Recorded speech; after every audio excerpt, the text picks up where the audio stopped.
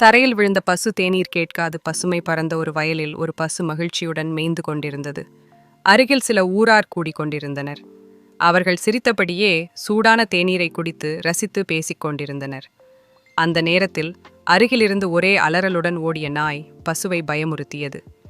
அதிர்ச்சியில் பசு திகைத்து ஓட ஆரம்பித்தது. ஓடிக்கொண்டிருந்த போது அது திடீரென வழுக்கி கீழே விழுந்தது. அதில் ஒருவர் பசுவை பார்த்து கலாய்ப்பாக, தேநீர் குடிக்க வரலையா அப்படின்னு கேட்க, பசு வலியால் எதையும் பேச முடியாமல் அமைதியாக விழுந்து கிடந்தது.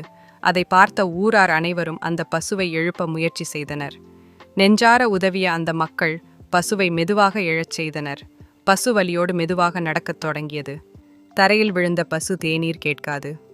அர்த்தம்: துன்பத்தில் இருக்கும் ஒருவர் சிறப்பு சுகங்களை நாடமாட்டார். நிஜமான உதவியே தேவைப்படும்.